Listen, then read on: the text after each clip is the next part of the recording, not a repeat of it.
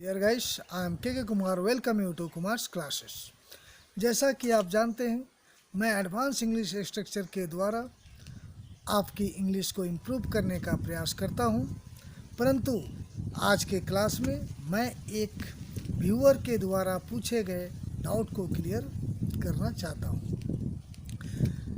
उन्होंने पूछा, sir conditional sentence के साथ हम सबॉर्डिनेट सेंटेंस में शैल और विल का यूज क्यों नहीं करते हैं, जबकि वहाँ गा गे गी का प्रयोग होता है या लिखा होता है।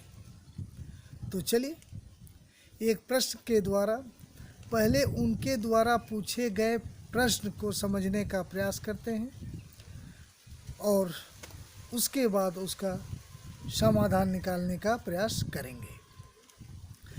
तो मान लीजिए प्रश्न है, यदि तुम कड़ी मेहनत करोगे तो तुम पास करोगे।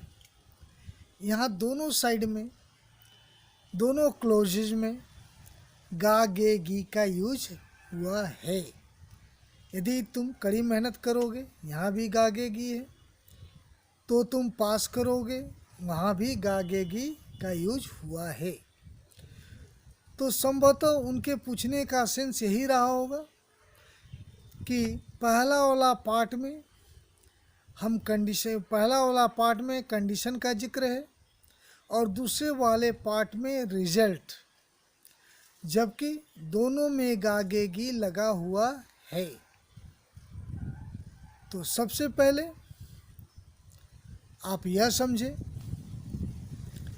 कि हम लोग अभी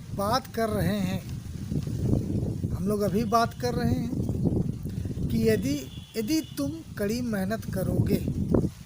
मान लीजिए यदि कोई शिक्षक है, वो शिक्षक आपको समझा रहे हैं कि यदि तुम कड़ी मेहनत करोगे। तो कब समझा रहे हैं? अभी समझा रहे हैं कि तुम कड़ी मेहनत करोगे। भले यहाँ गागे की लिखा हुआ है, लेकिन वो आपको बताने का, वो आपको कि पास करने का क्या शर्त बता रहे हैं कि कड़ी मेहनत। तो अभी आपको बता रहे हैं कि यदि तुम कड़ी मेहनत करोगे तो आने वाले समय में इसका रिजल्ट क्या होगा? तुम पास कर जाओगे या तुम पास करोगे। तो गाइस, यहाँ समझना है कि भले ही यह गा गे की लिखा हुआ है,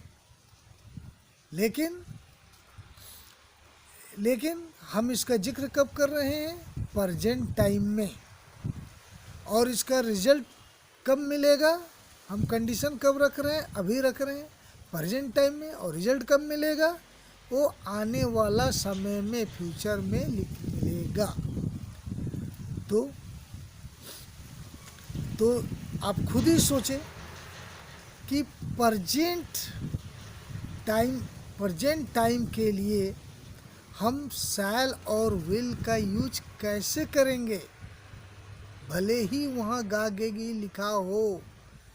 तो इसलिए हम शर्त वाले पार्ट को, क्लॉज को हम प्रेजेंट इंडेफिनिट के द्वारा बनाते हैं और रिजल्ट तो फ्यूचर में ही मिलेगा। इसलिए उसके साथ हम विल या शैल जो भी होता है उसे हम लिखते हैं।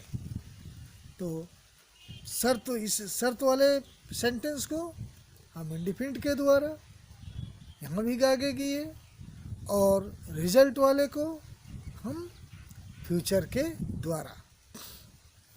तो आशा है आपको यह समझ में आया होगा। चलिए एक और एग्जांपल लेते हैं।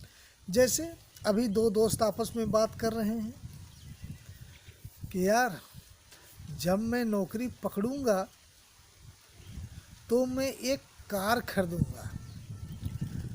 तो वो कार कब खरीदेगा? इसके लिए क्या शर्त उसने रखा?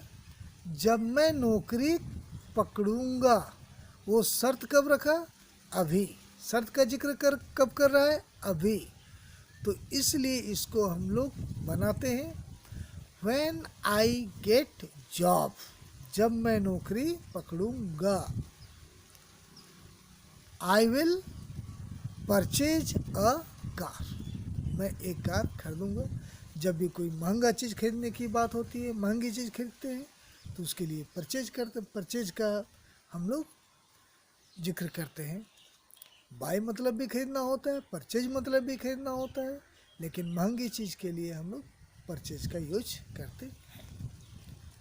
आशा है आपको आपके प्रश्न का आंसर मिल गया होगा तथा डाउट भी क्लियर हो गया होगा। यदि आपको यह वीडियो थोड़ा भी उपयोगी लगा हो तो इसे लाइक करें, और यदि अभी तक आपने सब्सक्राइब नहीं किया है तो इसे सब्सक्राइब कर लें, और यदि आप सब्सक्राइब कर चुके हैं तो थैंक यू वेरी मच। और साथ ही बेल आइकन भी प्रेस करें ताकि जब भी मैं इस प्रकार की वीडियो को डालूं आपके पास नोटिफिकेशन समय पर मिल जाए। I think that's enough for today. Thank you very much, guys.